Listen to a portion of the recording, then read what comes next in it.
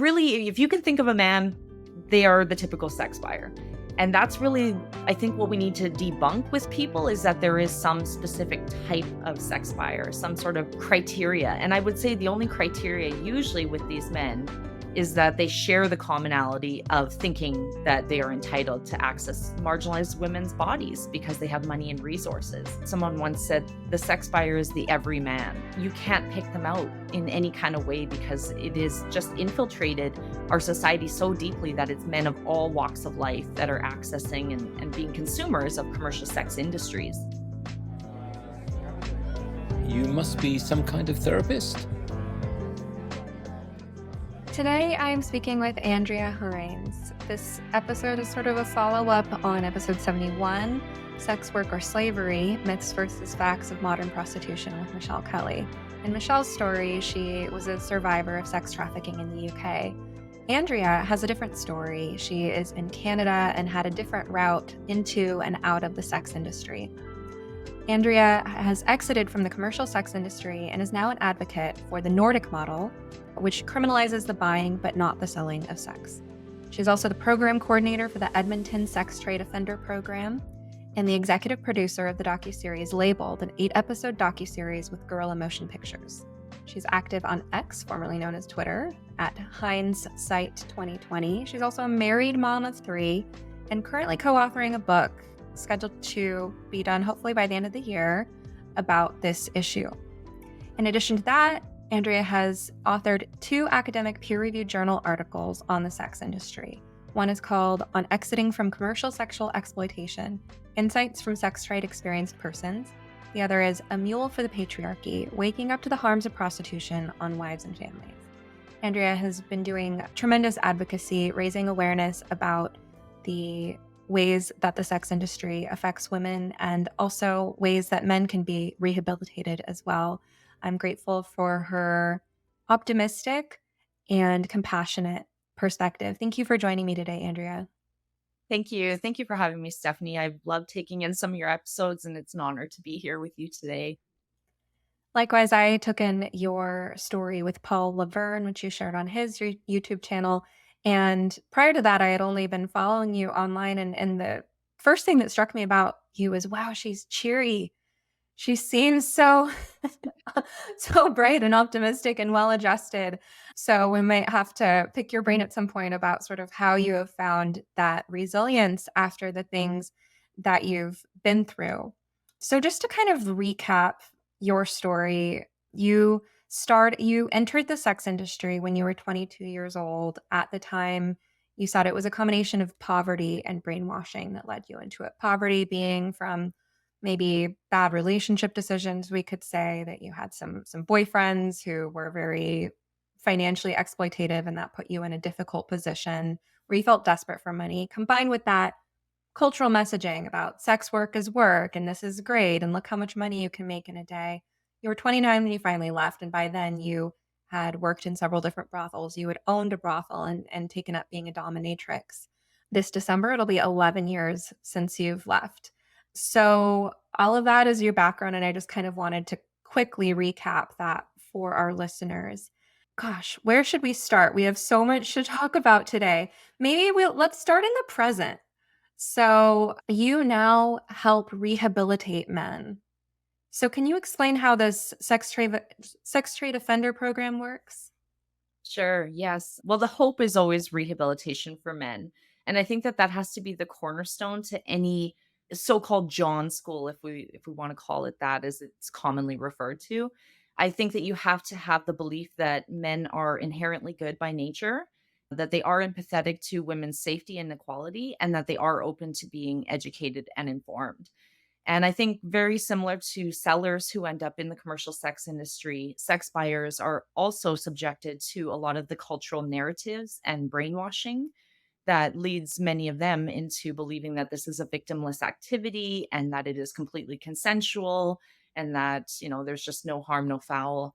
So I've been involved with our sex trade offender program here in Edmonton, Alberta for the last 10 years as a speaker. And that program is ran by the Center to End All Sexual Exploitation here in the city. a wonderful organization that was created in the mid 1990s to address rampant street exploitation that was happening. And at the time, they did a count, and there was about 250 minors that were being exploited on our streets here in Edmonton as well. So there was a big spotlight being shone on everything that was happening. And the solution, a lot of people felt, a lot of stakeholders and police partners and NGOs, concerned citizens, they all felt that the answer was to give men a chance to right their wrongs and to see the fallacy in these arguments that are being put forth that sex work is work. And that's been really happening strongly since the 1980s, this tidal wave of, labor analysis put upon sexual exploitation. So the program was created basically to try to stop a lot of the public nuisance that was occurring as a result of men trolling our inner city neighborhoods, targeting women who were experiencing homelessness, women who were being pimped, women who were experiencing drug addiction, all of these problems that have this ripple effect into our larger community. So, what happens is the men would be arrested in a street operation. Now it's moved into hotel operations and indoor operations. But back then it was just street. They would, have a undercover police officer that would be posing as someone selling sex, and they would arrest the man, and then the man would be given an opportunity to attend an alternative measures program where it's 8 hours of education, survivor testimonials, testimonials of family members who have lost children to murder, suicide, anything related to prostitution. And this would allow the men to have basically a chance to not have a criminal record. So it leads to a stay of charges for 1 year, wherein if the men do not reoffend in that 1 year time period, then the charge is removed from their record. If they reoffend again, then it's go straight to the judge, go right to court. They don't get a second opportunity. And there's also eligibility criteria that they must meet as well. So if men have any history of violence against women or children, then they are automatically ineligible for the program. Or if they have already attended the program, then they are not able to take it again. So it's a very good program that I feel is important. I think every community should have a sex trade offender program that gives these men this opportunity to hear the truth, because we know that oftentimes people who are selling sex are pushing a narrative that appeases the sex buyer and his conscience, that he's not using his money and his resources to bypass somebody's authentic sexual consent. So I'm a very strong proponent of the program, and after 10 years I've recently been invited to take over the program as the lead and have already done a program, speaking with the men as the lead, and it's just so rewarding, it's powerful, and it's very gives me a lot of optimism and hope that, men can change when they actually are given the truth. Again, I'm so impressed by your optimism and how you led that with the importance of believing that these men can change, that their eyes can be opened. And I think that says a lot about the way that you were able to maintain access to humanity, even while in the sex trade, even while badly dissociating. You paint a very human picture of the men that you worked with. You said most of them are not narcissists or sociopaths. It doesn't mean that what they're doing is okay. If anything, you've identified that the common theme with them is denial that there's something wrong with what they're doing. But I want to play devil's advocate for a moment here and say present a different position, which is, why should a woman like you who's been through what you've been through spend any more time catering to men? Why shouldn't you focus your efforts on helping women who've left the sex trade? I get that question a lot. I wouldn't call it a criticism because I think it's a valid question. For me, I find that I feel like I make a bigger impact not only on an individual micro level with men rather than women, given the influence of the money and the economic destitution that so many women are presently under when they're active in the sex industry. But also I feel that men deserve the truth. And I would never say that a woman is obligated to work with men, to give them any emotional labor, to give them any insights into their own trauma or experiences or anything like that. But for me, I found it is very cathartic to be able to look these men in the eye. And even though, well, I shouldn't say all the men that come through the sex trade offender program were not buyers of mine, because I have had a man who did come through the program that was one of my so called clients before, but the majority are not. And so there's something very freeing and very cathartic, like I said, about being able to look them in the eye and just be completely honest and not have to put on this facade of, enjoyment and desire and everything I had to do for so many years in order to get that money because I was economically destitute. So for me, it's actually a healing gift. And I feel like if someone is able to share those insights with the men, it's a gift that they are choosing to give them as well. And again, I would not expect anyone to do that. But for me, I think it's been the right decision. Now I'm seeing it from a different angle. Like that must be actually part of why you seem so well off emotionally, right? And I know I'm sure there's probably still some dissociation that you're working through in therapy, but that you have been healing yourself through this process of taking your power back, taking your voice back, putting yourself not back in the same exact situation, but in an adjacent or corollary situation that actually gives you a chance to make things right, that Mhm, actually gives you a chance to do what maybe you wish you could have done all along, which is to have an authentic, truthful, empowered human relationship with mhm. people. And that's not at all what I imagined you were going to say. What I imagined you were going to say in response to my devil's advocate question was something like that this gets at the root of the problem, right? That women wouldn't be traumatized by these experiences if there weren't men pursuing them. So that this is a way of helping everyone. But that is And I think it really is. cool.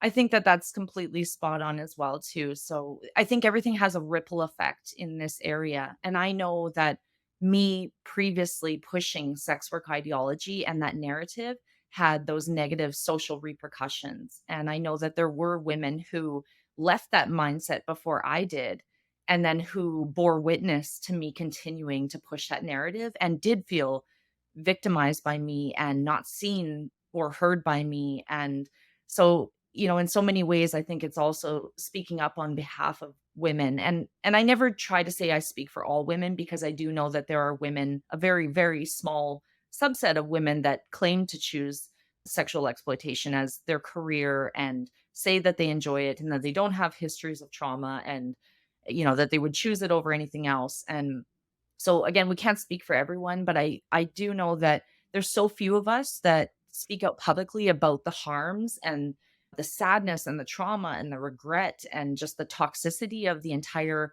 prostitution system that I get countless messages from women who just say, thank you. Like, just thank you for even just talking about this because it just takes one person to speak about it. And then you'll start seeing other people just, adding their 2 cents and putting an elaborative comment to something, and it just gets the conversation going.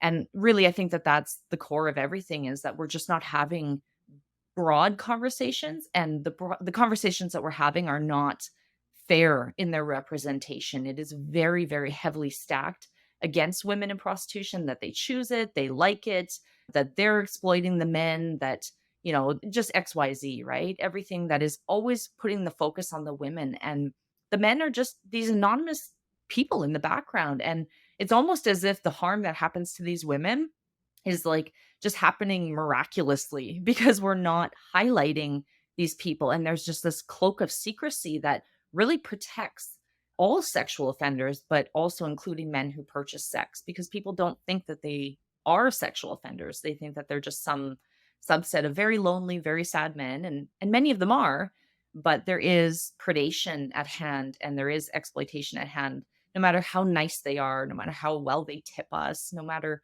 any of those things, they still deserve to have that light shone on them, I feel. So it's an honor for me to be able to speak for those women that don't feel like they can speak up because we see how readily they're abused and canceled and dismissed. And everything else, and it's hard to watch that as a woman and as a feminist. When you talk about the predation, I'm reminded of a point in your interview with Paul Laverne that was counterintuitive for me, and I think would be for a lot of people, where you said that young men were your least favorite customers, right? I think naive observers without experience in the sex industry would think, well, at least younger people are more attractive and less smelly or whatever. But the way that you were treated by young men with high libidos, young men who, I'm guessing from the sound of your story, could well have had girlfriends, but chose to hire prostitutes because of that power component, because of what, the fact that money is being exchanged just gave them free reign to be as abusive as they wanted to be. And you ended up hating working with that population and trying to avoid them as much as possible.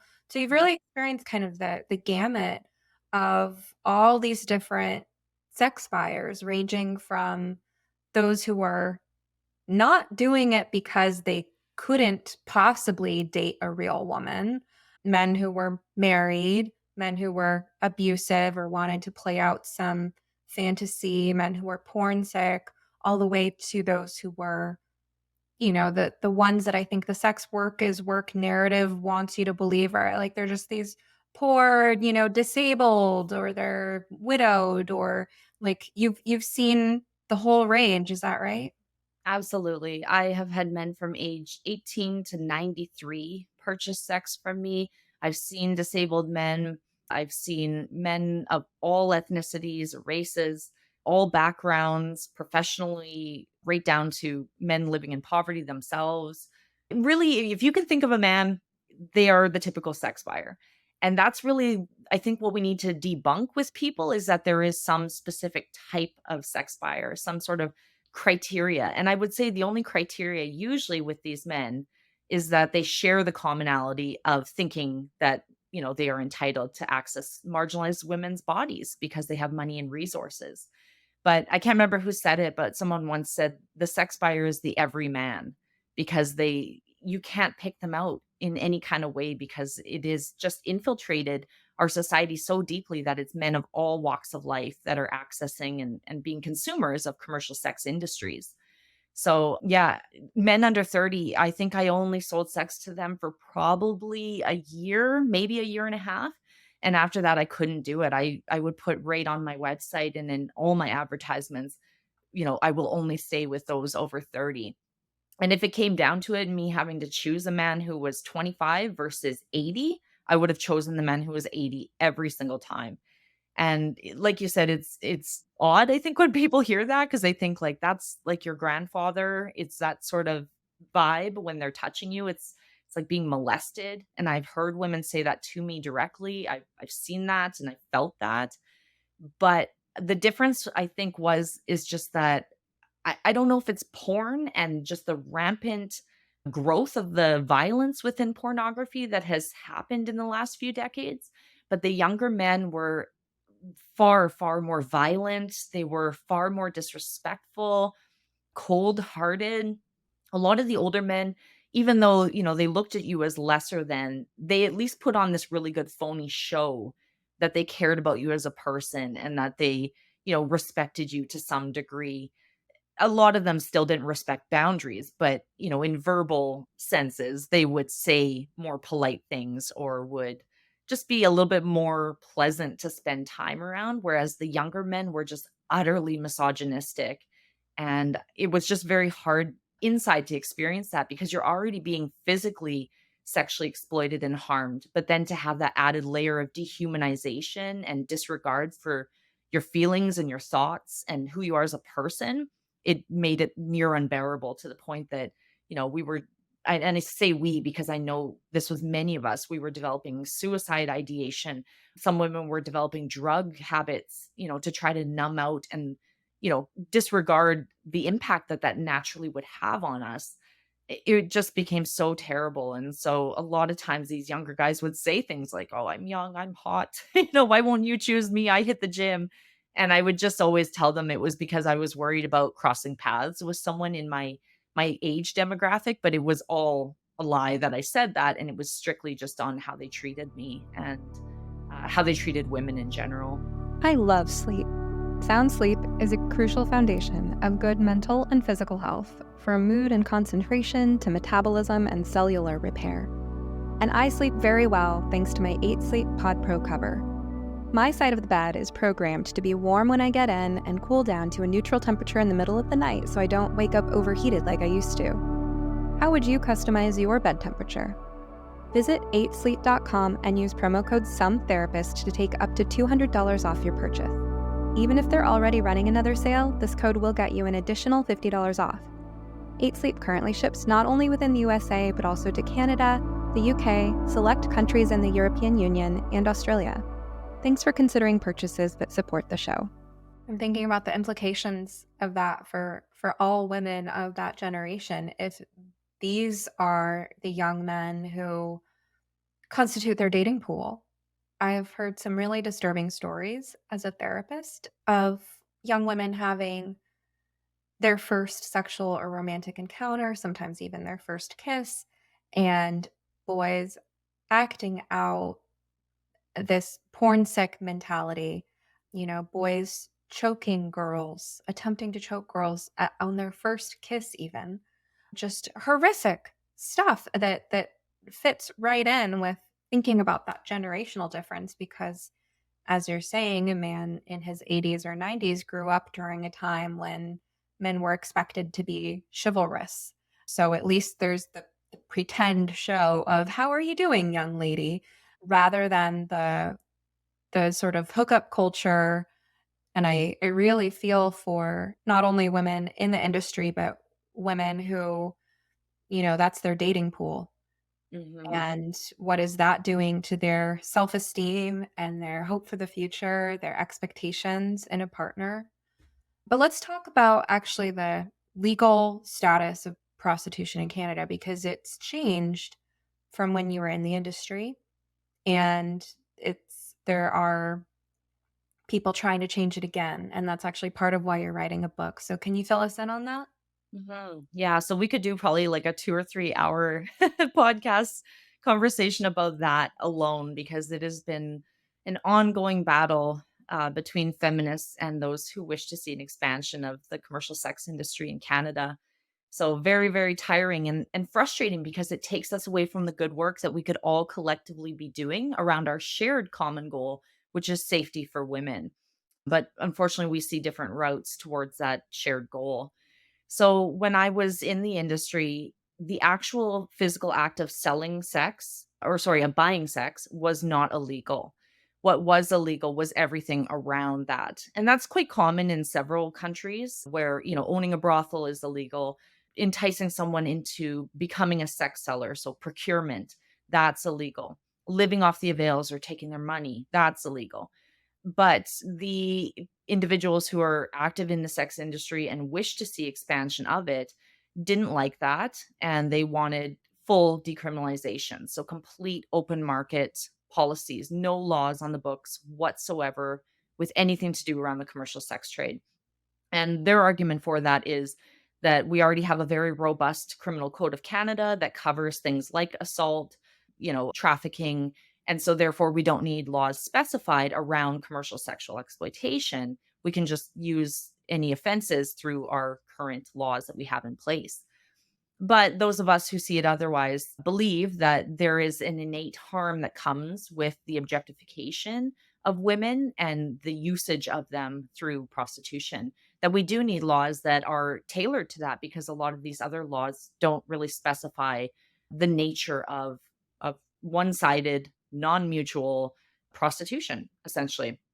So that was the law again whenever I was active was, the act of buying sex was not illegal, everything around it was.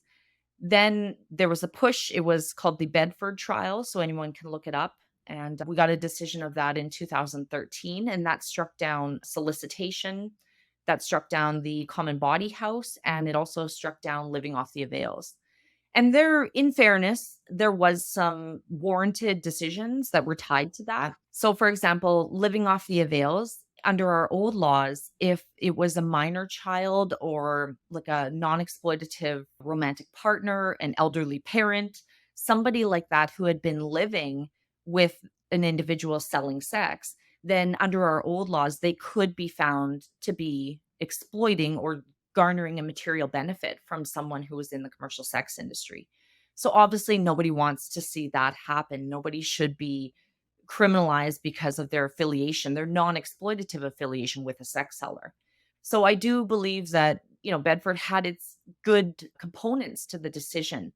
But after that came into effect, after it was struck down, Parliament was given a 1-year term to rewrite a new law, or we would have de facto decrim because we would have no laws on our books. So Parliament did take 1 year and then came back with our current law that we've now had in place since 2014, which is the Protection of Communities and Exploited Persons Act.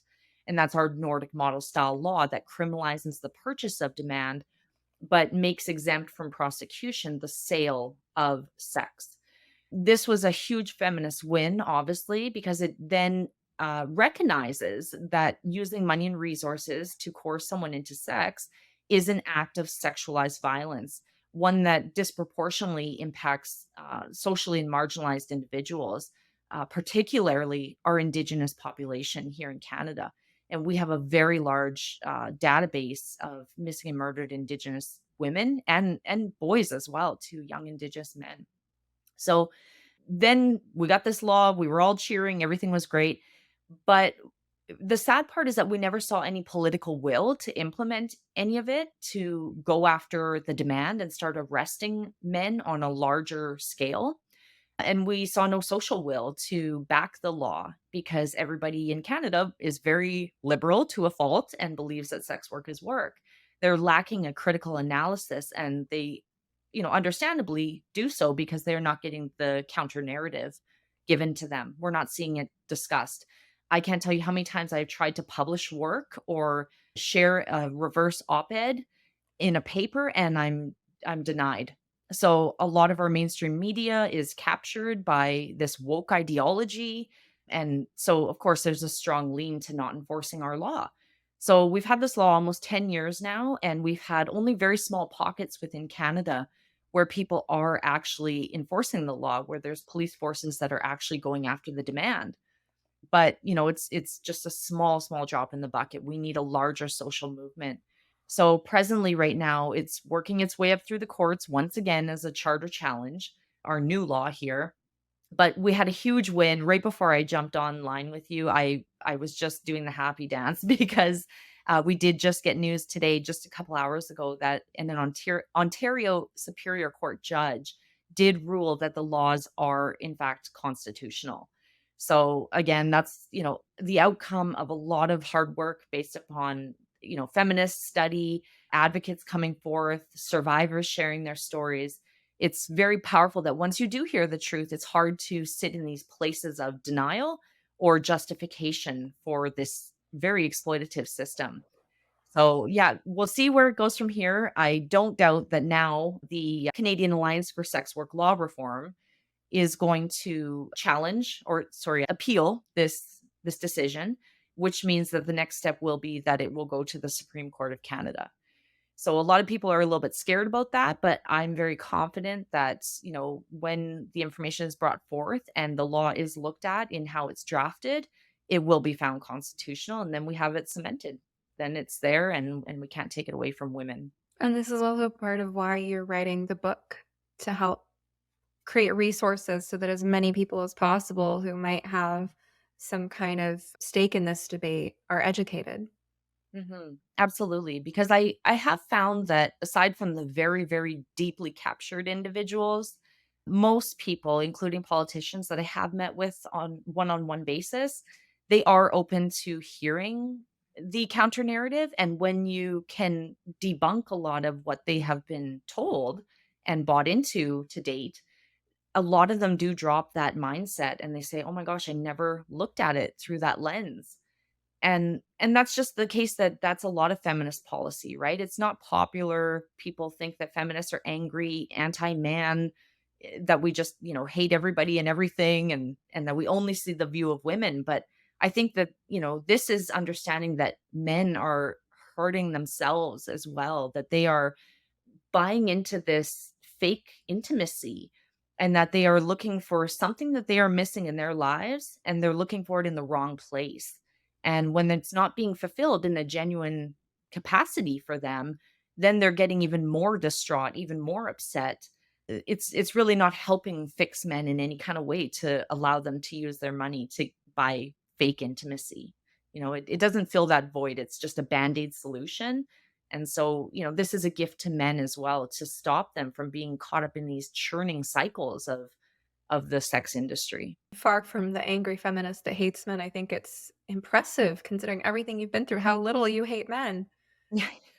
I get that all the time. People are like, "If you of all people should hate them." And I say I can't, because I've seen them at their most open and intimate way. And I truly think that if I would have told these men the truth in the moment and been able to do that, that I don't think that they would have been able to go through with the act of using me for sexual gratification.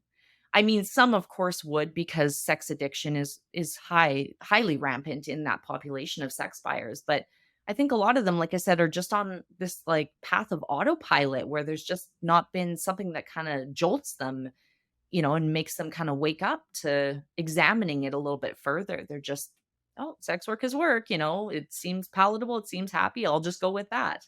And it takes a lot for them to be introspective and to ask themselves those questions, because in doing so, they will have to face the fact that they are, a de facto gentle rapist. They are using their money to not get sexual consent that is freely given. They are circumventing sexual consent. They're getting compliance rather than consent. So a lot of people, I think, cannot face the harm that they have caused to other people, because they cannot live with themselves if they were truly honest with themselves. And, we've all harmed people. Anybody who has had any type of involvement in prostitution on either side, whether, they intended to or not, and this even includes trafficked women, like, they're not at fault for the harm that has happened to the men. The men are the ones that choose to engage the commercial sex industry and have that choice to not, whereas trafficked women don't. But, trafficked women are similar to sex sellers in that we all have to sell a lie to men. We all have to. And again, I'm not faulting women in any capacity for doing that. We have to do it in order to get that money. Because again, I truly believe if these men knew the truth, they wouldn't act in that manner. So there's a parallel process playing out between the women selling sex and the men buying it, where as women, to survive that work, you have to kind of dissociate and become the lie, Mhm. which then later poses a challenge to regaining a sense of what your own authentic emotions and desires and sensations are. And then for the men, they're deluding themselves into thinking that this is all fine and dandy. You even posted online, I think right before we got on this call, a screenshot of a man that you had reason to suspect was probably a previous buyer of yours, saying some creepy and delusional things about basically how men can honestly fall in love with the women that they're buying sex from, and don't you understand what you do to them emotionally? So while you as a woman are sort of deluding yourself and disassociating with yourself in order to create this illusion for someone else in order for you to survive, the men are also deluding themselves, and it's bringing them further and further away from empathy, from honest relationships, honest self-reflection. So what's happening to the men as their thoughts are becoming distorted? Because it seems like you have some really good insights there, and I just want to invite you to go deeper into that. You know, People always think that it comes down to just the orgasm, and that's really what is driving men, but it's not. I think what it is that there's this growing divide between men and women about our respect for one another, about our honesty and transparency with one another, and about just how we are willing to collaborate with the other. And so I struggle with that when people say like, you hate men, you're anti men, because really, if I was anti-men, I'd still be lying to them.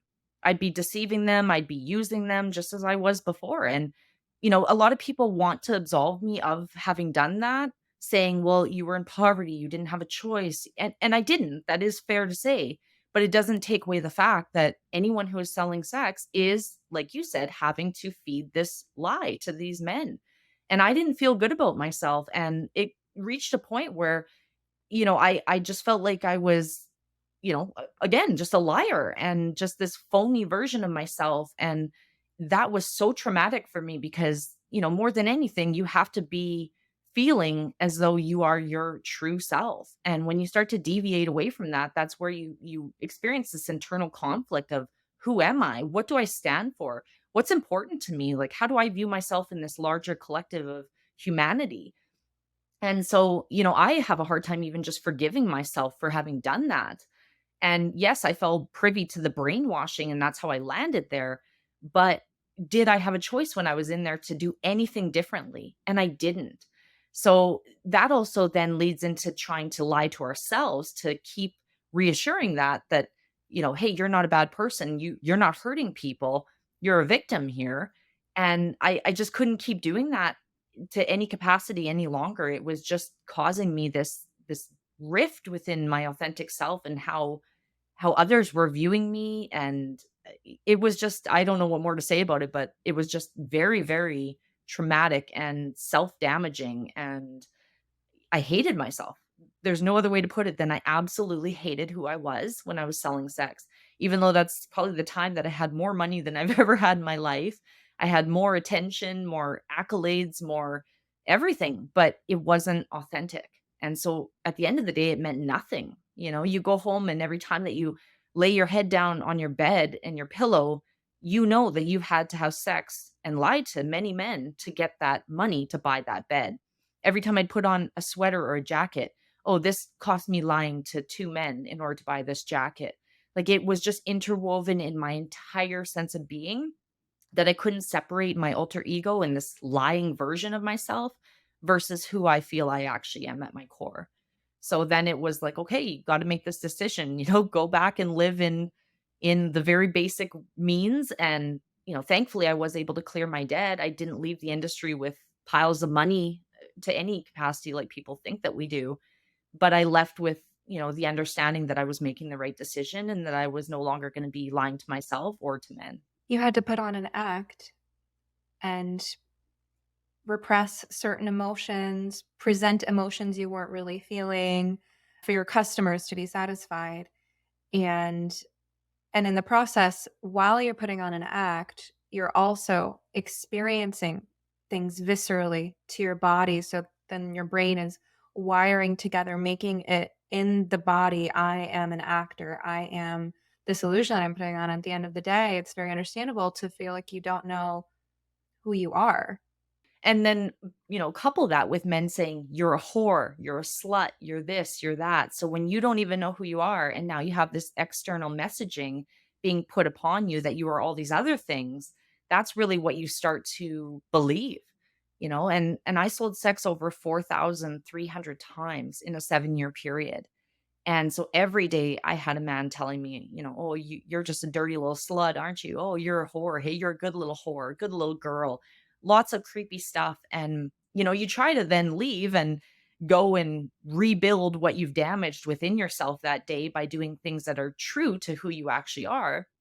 But all those things that are true to who you are, like your friends, your family, the things that you enjoy doing, you naturally have created distance from because a lot of your your true life or your former life doesn't bode with, being in the commercial sex industry. Like I lost all my friends for the most part while I was in prostitution because I had to adopt this alter ego, and playing that role almost every day for hours and hours every day really started to stick with me. And so then you start to believe that you're these things. You start to act as though you're these things.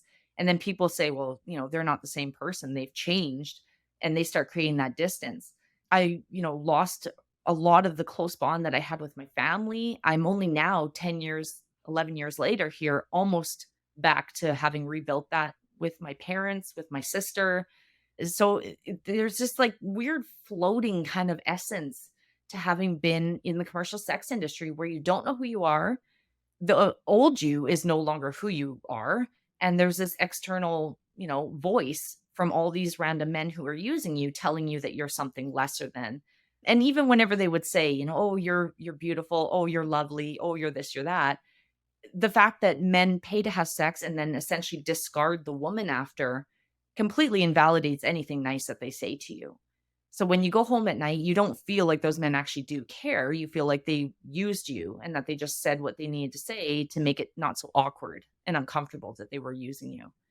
So it takes a lot of time. It's taken me a lot of therapy, a lot of somatic therapy just to feel okay in my body again, to not feel like I'm floating all the time, that I'm, a liar even to this day in everything I do. Like there's this horrible feeling that even when you exit the industry that you're never a good person. Even whenever you feel like, okay, I've reached out to all the people that I know I've wronged. I've apologized to them. I've denounced my old behavior. I've taken measures to be proactive in helping this not happen to other people. I've done XYZ. You do everything that you can, but at the end of the day, your self-esteem is so battered and the trauma is always there speaking in your ear. And then the people that want to keep the industry going because they're profiting from it, either sexually or monetarily, they're, chiming in and telling you, "Oh, you're a hypocrite. Oh, you're trash. You're just a whore. That's all you ever were. That's all you'll ever be."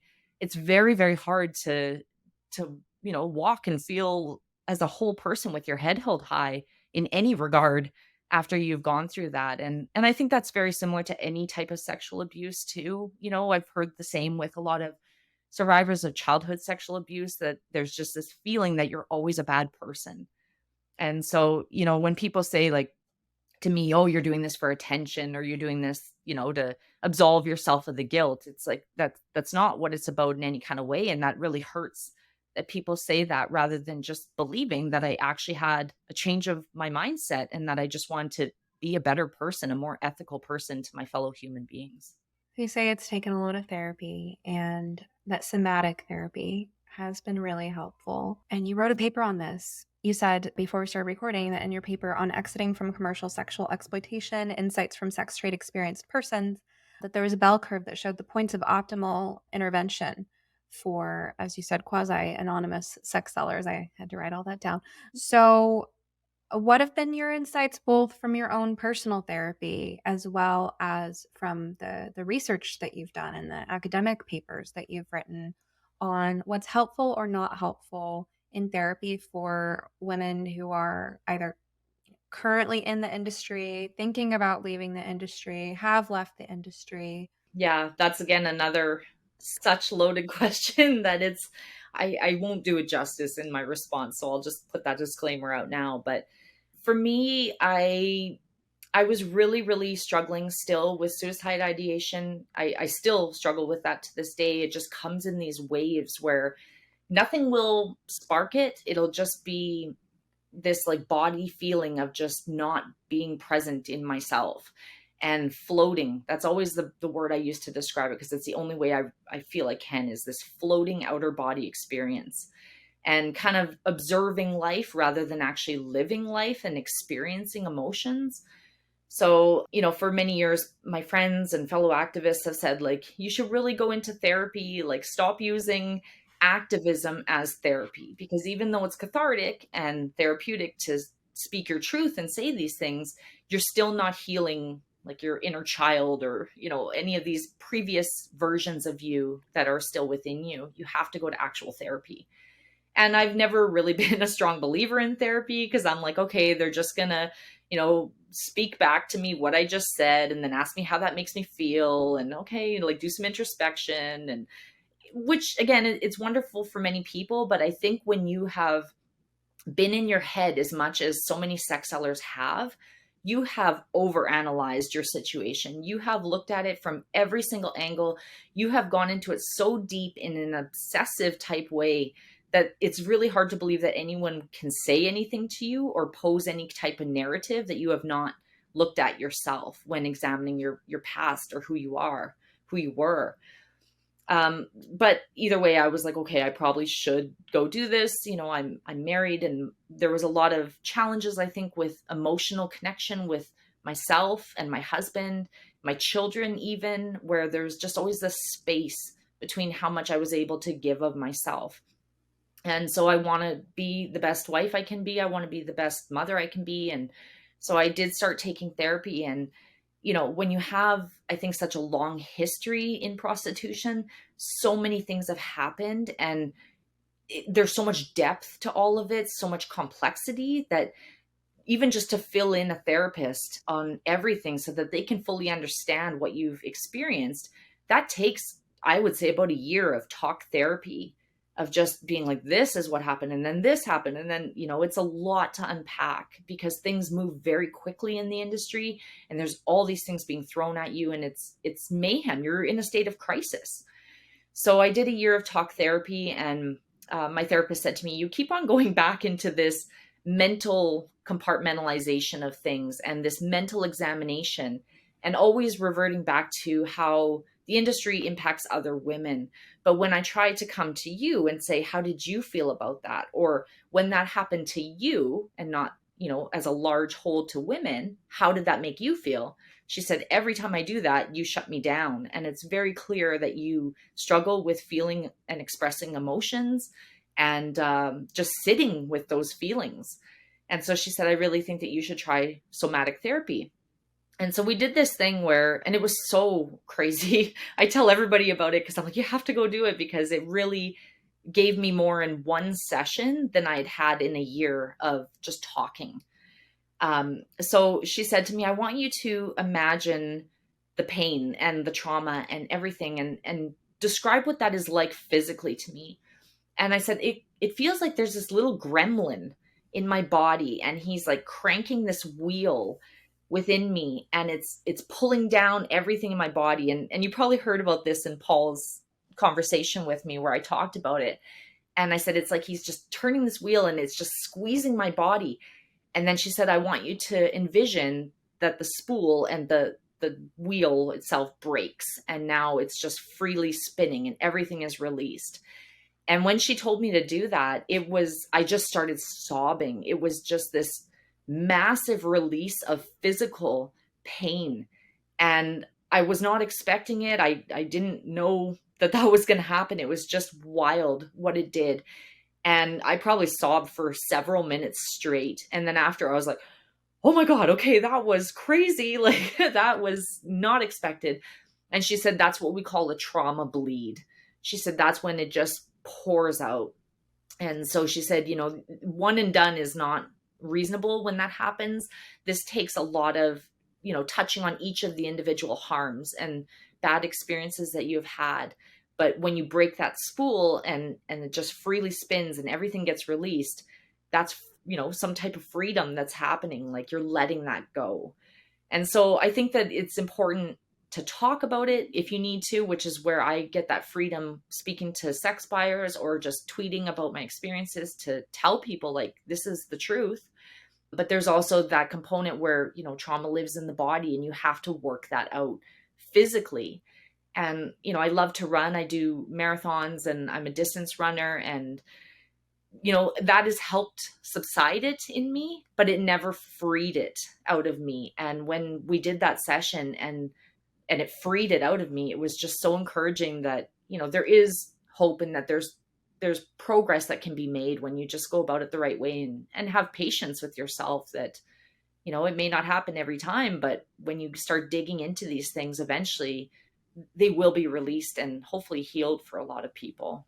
It's so powerful that you and your therapist were able to find that exact right way of touching on it and feeling into it and putting words to it that unlocked those floodgates for you.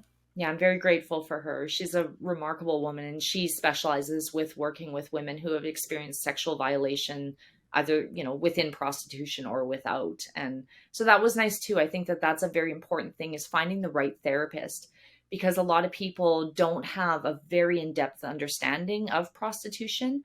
They have that surface level, perception of it, like the masses do. So it does take a long time to really look at it from all angles. And, that's where I try to have patience with people too that come at me with these very elementary arguments. And I just say to myself, they haven't seen enough, they haven't heard enough. Because eventually, when you do, it just all comes back to the human experience. And, people say, keep your ethics out of it. This is just all about laws and safety and structure. And it's not. It's about who we are as humans and how we view one another and how we treat each other. And, morals are coded into law everywhere. We don't kill people because it is morally wrong to kill people. All of these things, every law to some degree has morals tied to it. But for whatever reason, when we discuss prostitution, that's where we're shamed for even bringing up morals. And like one of the groups, Coyote, out of America, that really pushed and I think essentially embedded the term sex work, their acronym is call off your old tired ethics. So for them, it's all about like, oh, don't tread on me, don't hurt me, like freedom, hyper individualism over the collective consciousness. And I just don't think that that's the right way for humanity to move forward, is looking at things in a hyper individualized sense. I think we are all interconnected. We are all broken off from source consciousness. We are all one. And if you view anyone as lesser than or, different than you in a larger sense, that's where we start to have these problems, like people exploiting other people for their own individual gain. So there's so much to it, and finding the right therapist is really important, but it's hard. There's not enough people that specialize in this arena. If you're looking for a simple way to take better care of yourself, check out Organifi. I start every day with a glass of their original green juice powder mixed with water.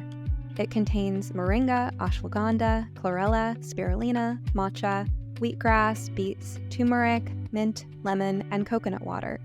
100% organic with no added sugar. It's the best tasting superfood supplement I've ever tried. It's super easy to make, and it makes me feel good. Organifi also makes several other delicious and nutritious superfood blends, such as red juice, immune support, protein powders, a golden milk mix, and even superfood hot cocoa. Check out the collection at Organifi.com/sometherapist. That's ORGANIFI.com/sometherapist. And use code SOMETHERAPIST to take 20% off your order. What do you think about, or what would you say to, however you want to take this question, a therapist who endorses the narrative that sex work is work? A therapist who believes that the best way for them to be a good person and a good therapist is to adopt that worldview. I've met therapists like that. I know that a lot of those therapists partner with the so-called sex work organizations to provide therapy to women who are active in the sex industry, but not challenge them in how they feel. And I don't want to take anything away from them, because I think maybe, just maybe in that moment, someone just listening to them and affirming how they feel might be what that person needs when they're actively selling sex. Do I think it's ethical? Not necessarily. Do I think it's, on point for the facts and the realities of the larger picture? Not at all. But, my therapist, if a woman were to go to her and say, I choose to sell sex, I'm happy selling sex, but I'm struggling with some of the other issues in my life or some things that are related to selling sex, I know my therapist would not condemn that person. She would never say, I know better than you. And again, I try not to do that with experiential women just as a peer myself, because I don't claim to know the experiences of all other women. And at one point, I was very much of that position myself. So I see it more as an evolution of understanding, where a lot of people, again, have not, really fully immersed themselves in this topic enough to really see the very many layers that exist to it. And there's so many layers to it that I think when we just say, well, if it's working for you, do your thing. Okay. It's very superficial. And again, that might be what someone needs in that moment, is just someone to not judge them and to hear them out. But I just don't think that it's going to move them forward in their understanding of what is actually happening to them.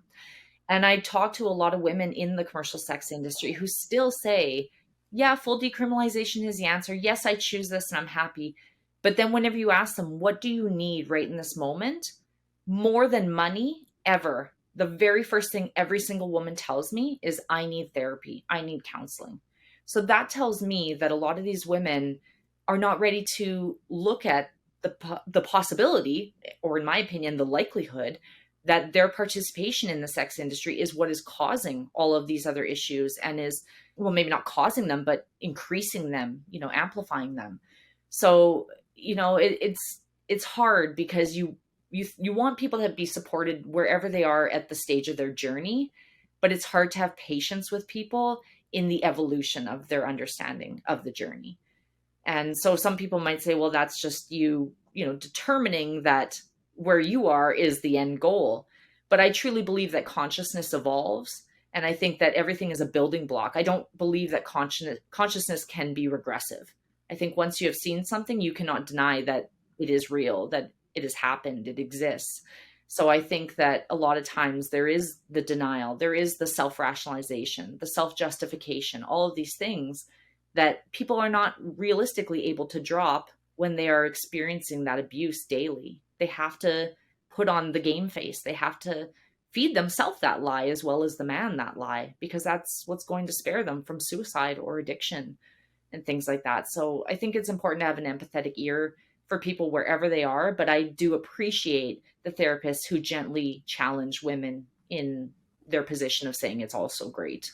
Yeah, I struggle with the ethics of this question myself. It's been a few years since I have had a client who was in the industry, so it's not something that I currently have to think about in my practice. Although if there's anyone listening who is trying to exit the industry or has left and feels like I would be a good fit, I'd be, happy to work with them. But when you say that your therapist, who sounds wonderful, by the way, that she would say, not condemn someone. Well, I wouldn't want any of my clients to feel condemned. That's a really strong word about any of their life choices. But what I struggle with, and I think it connects to other ethical issues that we're currently navigating in the field and that I'm routinely conversing with people about, is at what point do you have an obligation to provide your patients with accurate information about how things tend to work? So if you're a physician and your patient is a smoker, then you have an obligation to say, well, it's your body, do what you want. I'm not condemning you, I'm not stopping you, but here are some facts you might need to know about how maintaining this habit is, associated with an increased risk in all of these diseases. So as a psychotherapist, if a patient is coming saying, here are some life choices I'm making that I don't want you to question. I feel okay about these life choices. I just want to work on this other thing over here that I think is unrelated. And I see a connection, between what's going on over here and what's going on over there. There are times that it's important for me to have a conversation with my patient where I say, I'm not sure I can actually deliver the result that you're hoping for, because it sounds like you are hoping to resolve this dilemma that you're having in this other area of your life, or to be happy or contented with this, but you don't want to question or change this over here. I actually don't know of instances where a person can do that, where a person can maintain this set of behaviors over here and achieve this other happy result over here. And I've had that conversation with my patients about their expectations, like, the expectation that you can, let's say, maintain agoraphobia and social isolation. I just want to stay inside and not have any friends and not go anywhere because it's scary out there in the world, but I want to feel happy and contented in my home. Well, maybe, but it's my understanding that the very same habits of mind and behavior that go along with your agoraphobia and social phobia and avoidance are going to reinforce your depression and anxiety, and that addressing the social component, getting out there, having experiences and meeting people, is probably going to be an important part of lifting your spirits, just based on what I know about the human psyche, right? So I do think that we have to be realistic with our patients about their expectations, not to condemn or judge, but say, you want this without changing that. I'm not sure that I actually have the power to help you achieve that goal. I'm not sure if it's possible or realistic. And so I think, about the hypothetical situation you described where a woman is like, I'm selling sex. This is my life choice. I'm content with it. I just want to, and I'm just going to speculate about what other problems she might be having. I just want to address why I don't feel anything when my boyfriend tells me about his day. I wonder if there's a connection there, right?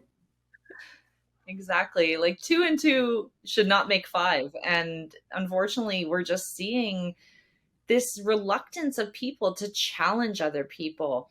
You're seen as like an enemy of someone if you tell them what you feel is the truth or things that you have observed or concluded based upon your observations. So it's very frustrating to hear like, you're anti-woman, you're anti-bodily autonomy, because we can't focus on the individual woman. We have to look at patterns and systems and how these influence on a larger scale. Like I don't doubt that there is a very small portion of women that really truly enjoy selling sex. But again, if you are saying, I enjoy selling sex, I wouldn't choose anything else, this is great, but then you're having, dissociation in your day, you're having a hard time getting sexually aroused with your partner, you're choosing, toxic partners that are not good for your well-being, your family, and you are having problems, like these are things that, we have to stop and say, could that be related to this act of selling sex? But, academia has just been infiltrated by this sex work narrative.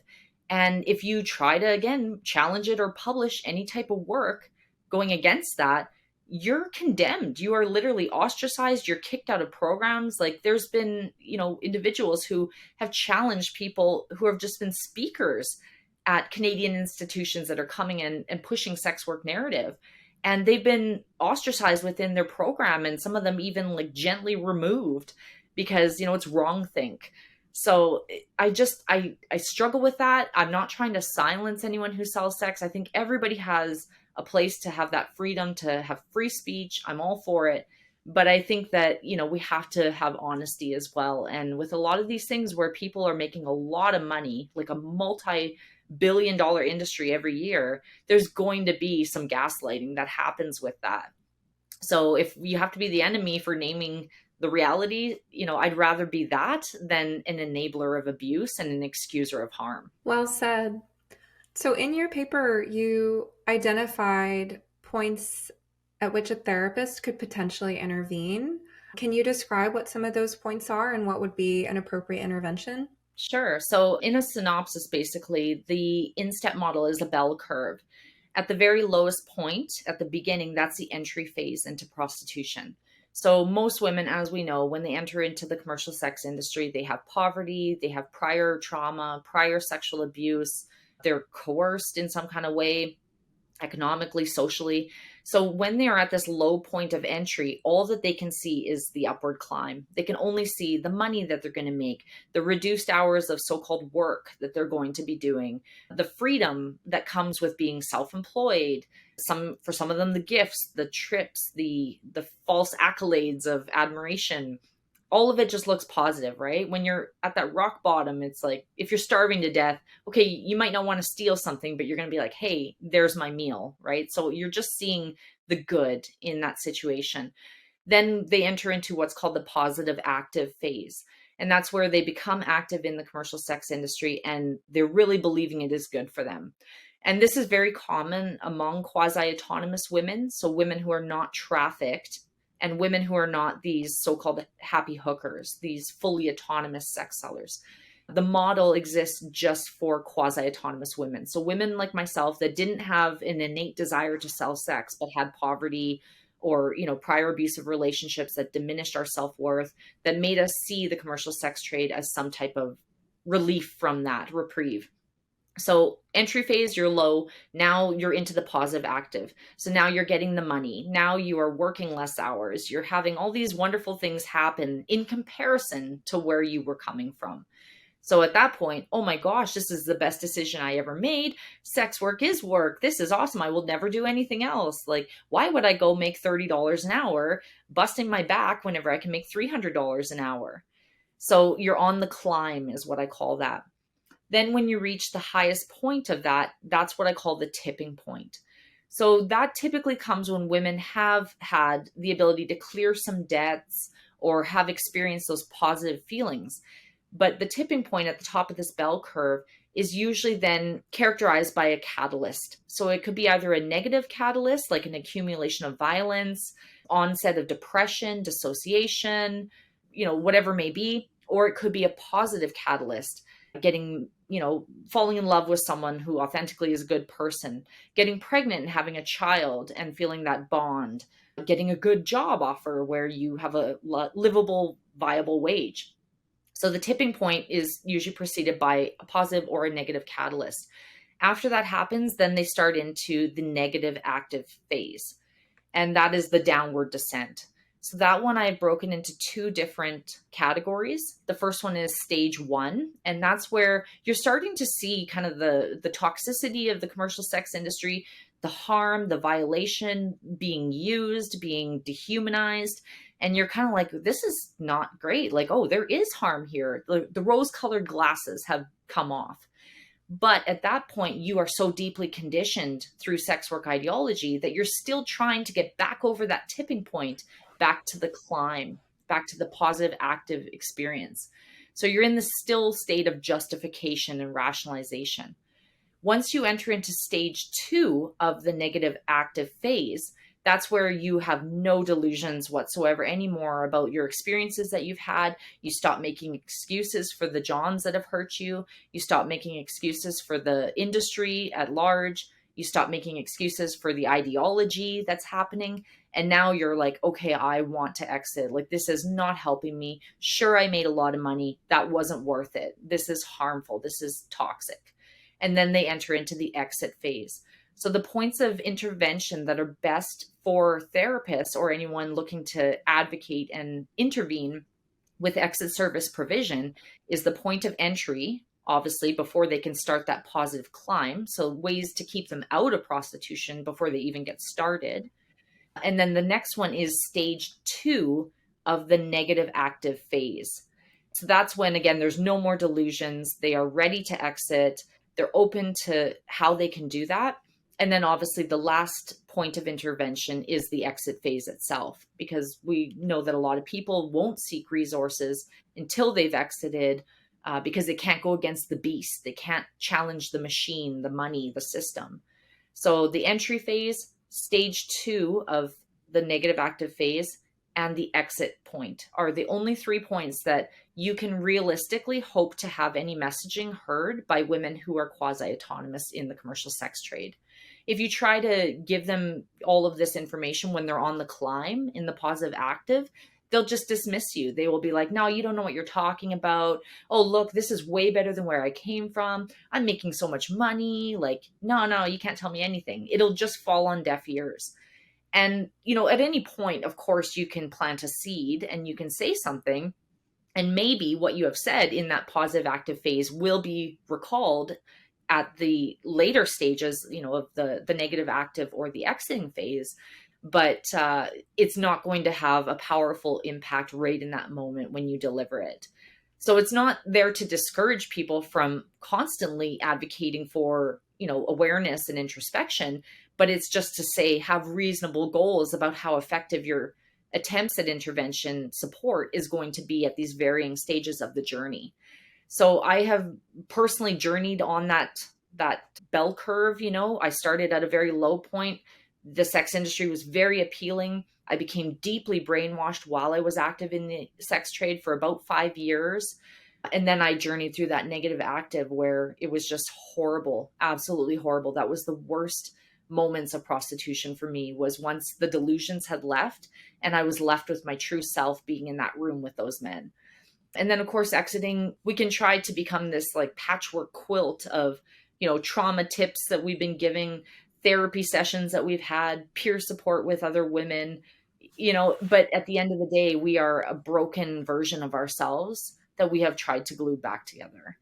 And that's not to discourage anyone from obviously exiting and healing, because it's a way better place to be than where we come from.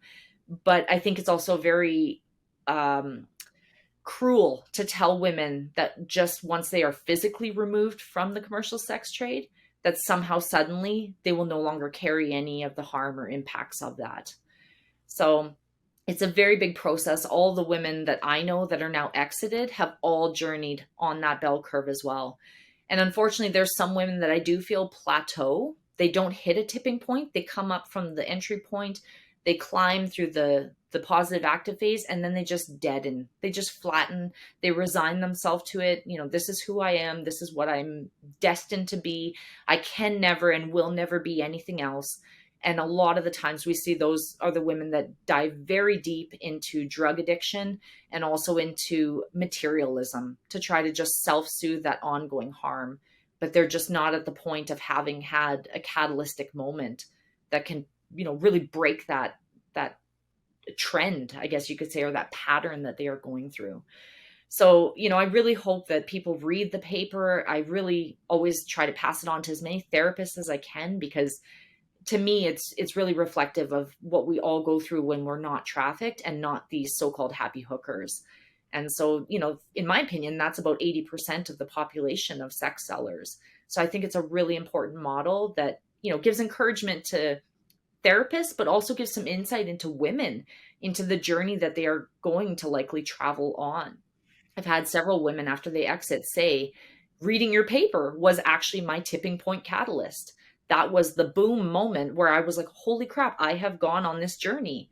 And now here I am hearing the words and not diluting myself or filtering them through this lens of sex work, labor analysis whenever I'm taking it in. So thank you for writing it. So I'm really thankful I wrote that. I didn't ever see myself becoming a published scholar whenever I was, you know, in the basement of a brothel, essentially letting men abuse me day in and day out. I never thought I'd ever have academia recognize me for my experiences and my observations. And I'm very honored to Dr. Donna Hughes from Dignity Journal that she saw that in me and that she gave me the chance to, you know, put that model out and hopefully help other people. You can now watch No Way Back, The Reality of Gender-Affirming Care. This medical ethics documentary, formerly known as Affirmation Generation, is the definitive film on detransition. Stream the film now or purchase a DVD. Visit nowaybackfilm.com and use promo code SOMETHERAPIST to take 20% off your order. Follow us on Twitter at 2022affirmation or on Instagram at Affirmation Generation. Let's talk about that entry phase, if that's all right, because you articulated all of that so beautifully. And for any therapists listening to this who've made it this far in the interview, who are thinking about having, you know, someone in their office who's going through this, that might be the most sensitive time to this dynamic of judgment, right? That place that you have to walk really carefully, because I would imagine that just the right amount of firmness or guidance or challenging or psychoeducation in therapy could potentially save a woman from making really harmful decisions. And many therapists are timid about being directive or challenging our clients. For you, if I may use you as an example, or you could bring it back to the model and just speak generally about what works for other people, but if it's all right, just to kind of start here. When you were young and broke, that financial pressure was coming from a history of bad relationships, as I understood it. And not that the men in those relationships ever treated you as badly sexually as the sex buyers, but you were in poverty because of boyfriends who were taking advantage of you financially. That's my understanding of the situation. And so even though you were working multiple jobs, it felt like there was not ever enough that you could do to dig yourself out of this financial hole. And that was a big part of the reason that you ended up where you did. You also have used the term brainwashing. And I would describe some of your story as that you were naive at that age. You really didn't know what you were getting into at first. So if those are some of the risk factors for you, I'm sure those are common to many women, the combination of being naive, broke, and brainwashed. What are some ways that let's say you'd gone to a therapist that time. I don't know if you ever did, but what could someone have said that would have been just the right amount of, let's say firm directive guidance, but also respect, curiosity, exploration that would have been helpful to you or maybe to someone else in that situation? Oh, and I've revisited that in my own mind countless times, thinking, what could someone have said to me in that moment? Because obviously, that's what we as abolitionists and feminists and people who care about women want to say to women. It's like, what are the tools? Like, what are the magic words? And I honestly, sadly think that there isn't too much that could have been said to me in that moment because I was so on the brink of homelessness. I was about to lose my housing. I had $60,000 of commercial debt. I had 7 years of super abusive relationships where my self esteem was absolutely rock bottom. I had no financial literacy. I had no post secondary education. I had no viable skills. So I do think that there is this bigger, obviously, conversation that we have to have around just women's socioeconomic equality and how we're setting women up essentially to fail and to be exploited because there is absolutely no other option for women to make the kind of money that they can make in prostitution any other way when they're so young and so, like you said, naive and kind of new to adulthood. But I do wish that someone would have pointed out consent to me and what actually constitutes sexual consent. Because I think that I didn't have an understanding and I told myself I am consenting to enter the commercial sex industry. And in believing that, that led me into subjecting myself to a lot of things that were wrong, that were harmful. And for me to then justify that, oh, but self, you chose this, right? This is, you made the choice to call that brothel ad. You chose to do this, And so I struggle when people come at me now and say, you chose that. Because I say, if you look at actual definitions of sexual consent, coerciveness is not part of that. Like, that does not bode well with actually obtaining someone's authentic sexual consent. And often the easiest way to explain it to people is the fries acronym. So French fries, everyone loves fries, right? So the F, freely given. Obviously, right there, prostitution does not meet that criteria. It is not freely given sexual behavior. It is coerced, either through money, resources, drugs, housing, whatever someone needs at that moment. So right there, it's not sexual consent. Reversible, so FR for fries, reversible. Could I have turned those people away without experiencing undue hardship upon myself economically, or perhaps experiencing violence by that man because I have turned him away? So is it reversible? I don't think so in that regard. Informed is the next one. Was it informed? Definitely not. I was under the guise of the social narrative of sex work ideology being the only narrative that existed in comparison to the rampant, dark, sensationalized version of sex trafficking, right? Like overseas, tied to a radiator, beaten, all this kind of stuff. So there was no talk about the gray area. So I don't think I was informed. No one told me anything prior to entering the sex industry about what awaits me, what to expect in any kind of way, the norms, like you said, like the patterns that exist in the industry. There was absolutely nothing. It was come down to the city of Edmonton with your police record check, bring us $200, and here's your paper license to now go sell sex in a brothel for a year. Nobody told me anything. The woman who hired me at the brothel would not tell me anything. She said, go talk to those women over there. And of course, they didn't want to help me because I was competition. They're very money focused. There wasn't this collective sisterhood, wonderful thing that we hear about. It's largely a fallacy. So it wasn't informed. Enthusiastic is the E for fries. It wasn't enthusiastic. I don't know any women who have said my life's goal has been to sexually service men, so to speak, one after another, day in and day out for many years. Men who disgust me, men who are rude to me, treat me poorly. It's just not common that that's a goal for anybody. Now, I guess we're seeing a little bit of a difference with that, with the embedment of sex work ideology capturing younger and younger women and the social contagion of it. But I don't think at its core, women are enthusiastic about, prostituting themselves. And then the last one is specific. And that's meaning that you are consenting to something specific. So if someone wants or tries something else, then they are breaching your consent. But what people don't understand is that prostitution is a system of bribery.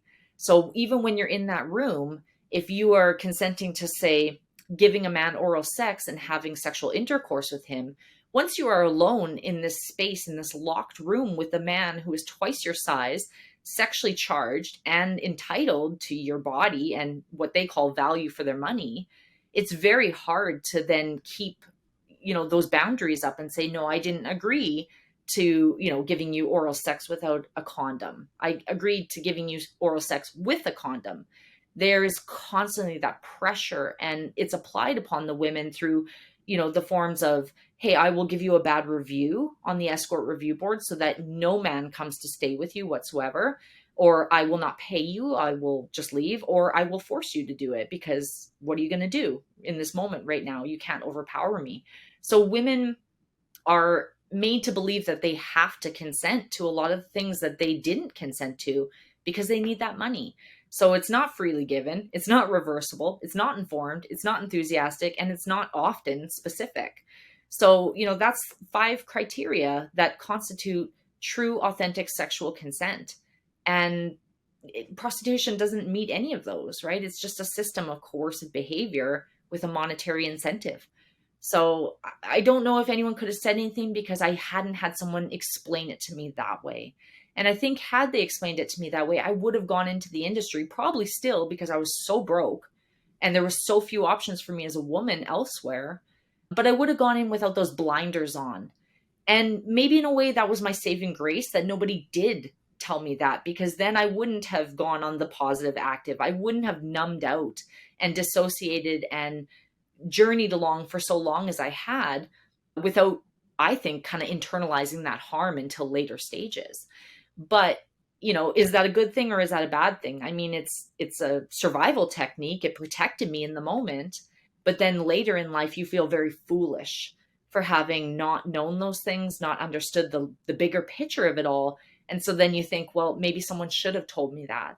So I really wrestle with all of that in what was said to me, what should have been said to me. Would it have been good to have been said to me at that time, or would it have just made it so that I was so present in the moment for all those violations that I would have, OD'd or killed myself just to escape that because I wasn't in this delusional state.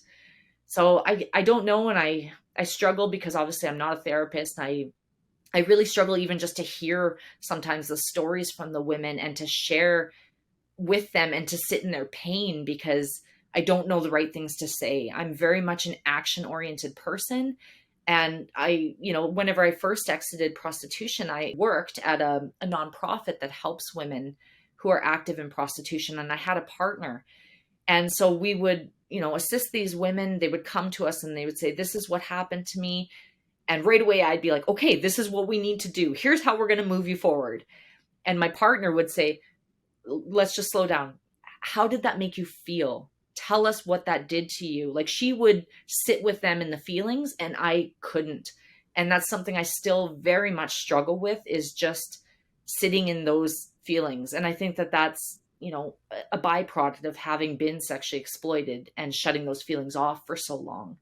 So sometimes I even think, like, am I the right person to do any of that one-on-one work with women? And I think that that's why I've kind of shied away from that in a lot of ways, because I don't want to hurt women. I don't want to harm them. I want to change the culture. And I think in changing the culture, that will inevitably help women. Well, that was so beautiful and so articulate. You made a really compelling case for this Fry's model of consent. I think what you said is self-evident and resonant, and I really hope that you can reach many people this way. I thank you so much for finding your voice and doing this advocacy and awareness raising and sort of deep cultural remediation that you're doing. So at the beginning, we talked about the different things you do. So we mentioned that you're the executive producer of the docuseries Labeled, and you have a book coming out at the end of the year.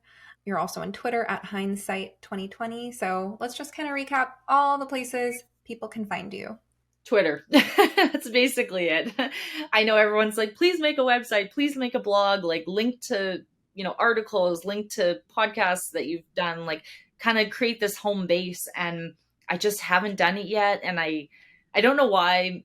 Part of it is time, obviously, but part of it too is that I like to just be in the moment, and I like to just go where I'm led. And I have undoubtedly said wrong things in the past, or let my own feelings override maybe some of the common sense, or things like, I don't know.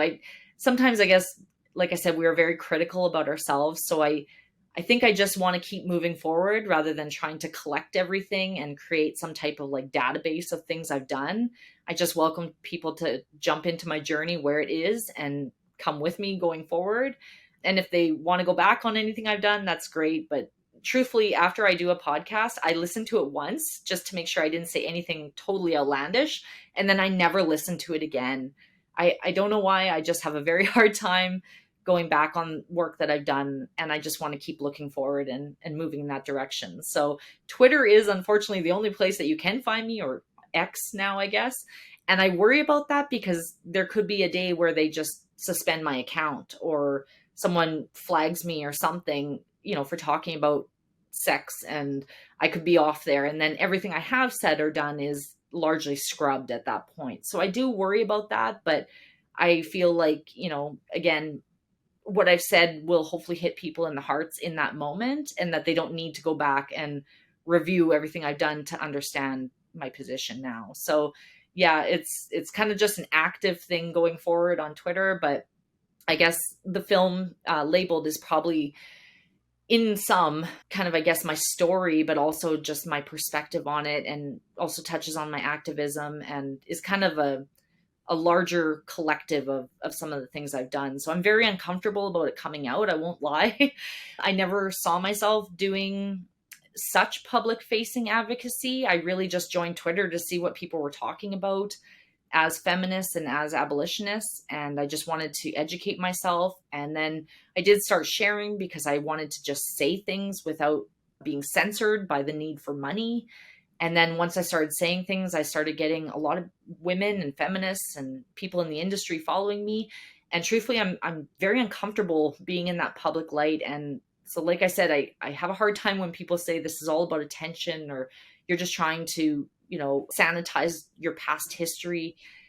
It's not the case whatsoever. I just want to be a part of something, of the change, to help women and to bring forth that honesty and that truth. But yeah, and unfortunately, nowadays it's Netflix and it's documentaries and it's things like that. Like, you can write all these papers, but really the people that are reading them are the people that already have some degree of understanding about this topic. If you really want to make these mass social changes, you have to put out some type of media content. And I was just at home one day and kind of deep in thought, and all these different things were kind of happening in the Edmonton scene around prostitution, and in, my friends' circles, and in my personal life. I was banned from America for 10 years, whereas the man who invited me to go to America with him as a sex buyer, they actually phoned ahead and held the plane for him. So like, all these things were happening where I was trying to kind of clear that and take my family on a trip to Disneyland because my kids want to go. So I said, all these things are happening, and now seems like the right time to do this larger media project. So I just searched Edmonton film production companies, Edmonton, and the very first name that popped up was Gorilla Motion Pictures. And for anyone who's familiar with the commercial sex industry, there's two types of exploiters, of pimps and traffickers. There's Romeo pimps, which, lure the women in through love and romance, and, oh, you're my girlfriend, and hey, we're doing this together to make money to buy a house. And then the other one is guerrilla pimps. And those are the men or women that use threats and violence. And, I will kill your family if you don't go sell sex and make me money. So as soon as I saw them as the first ones that popped up, I took it as a sign from, the universe that they were my people and that they would be open to this. And so I reached out to them just with this random email, which they probably thought I was crazy. And I said, do you want to make a documentary? Like, this has to hit a larger level so that people can really hear this. And they said, yeah, let's meet. And so we met at a restaurant, and It's just two men in their early 30s. They're lovely men who really knew nothing about prostitution prior to this. And we met and we had a really good conversation. And then we spent 3.5 years filming. We did over 80 shoots, over 500 hours of footage, some traveling, all this kind of stuff, interviewing everybody that you can imagine, receptionists that were at brothels, former sellers and buyers, active sellers and buyers, politicians, our police chief, advocates, XYZ. Like, it just, there's so many interviews that we've done, and it really gives a good look into the industry as well as just the current climate. So right now we're working our way through some of the film festival circuit, and we're in talks with an agent that we have representing us who's talking to some networks about distribution and stuff like that. So it's all very uncomfortable to me, but you know, I do it for women and I do it for my old version of myself. And so that makes it all worth it. But I do know it's going to come with a lot of hate, because I already get so much of it on Twitter, and I know that this will only amplify it, but it's a conversation that has to be had. So if it happens, then great. If not, it was at least a very healing journey to go through it and make the film. Well, thank you so much for your courage and for sharing your story so that you can help other people. I think you'll touch many lives. Where can people watch the film? Right now, nowhere, unless they are attending these film festivals, because that's where it's showing right now. So unfortunately, when you are in the film festival circuit, they don't allow you to show the film, you know, in community halls or theaters, or even just share it, you know, publicly with others. So yeah, unfortunately, But down the line, it'll be available. Yeah. I'm hoping that we do get a major distributor, someone like Netflix or Amazon, because I really think, again, that once women are at least given this counter narrative or some exposure to it, I think it will change a lot of how they view what they're being fed through, you know, people that are looking to profit off of them or exploit them sexually. That's really great. Well, I wish you all the best of luck with that. And thank you again. Thanks. Thank you for taking the time too to raise these conversations, because, you know, a lot of people just don't want to even touch this topic. So knowledge is power, and I appreciate all that you do. So thank you. I hope you enjoyed this episode of You Must Be Some Kind of Therapist podcast. To check out my book recommendations, articles, wellness products, guest episodes on other podcasts, consulting services, and lots more, visit sometherapist.com or follow me on Twitter or Instagram at sometherapist. If you'd like to go deeper, join my community at somekindoftherapist.locals.com. Members can dialogue with other listeners, post questions for upcoming podcast guests to respond to, or ask questions for me to respond to in exclusive members-only Q&A live streams. To learn more about the gender crisis, watch our film, No Way Back, The Reality of Gender-Affirming Care at nowaybackfilm.com. Special thanks to my producers, Eric and Amber Beals at Different Mix, and to Joey Pecoraro for our theme song, Half Awake. If you appreciate this podcast and want more people to find it, kindly take a moment to rate, review, like, comment, and share on your platforms of choice. Of course, just because I am some therapist doesn't mean I'm your therapist. This podcast is not a substitute for medical advice. If you need help, ask your doctor or browse your local therapists online. And whatever you do next, please take care of yourself. Eat well, sleep well, move your body, get outside, and tell someone you love them. You're worth it.